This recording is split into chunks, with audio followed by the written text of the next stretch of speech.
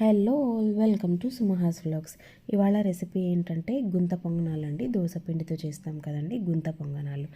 దాన్నే పడ్డు అంటారు, తర్వాత పనియారం అని కూడా అంటారు.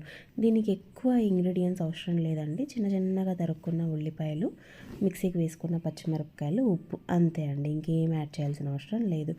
లెస్ ఆయిల్తోనే ఈ రెసిపీ మనం చేసేయచ్చు.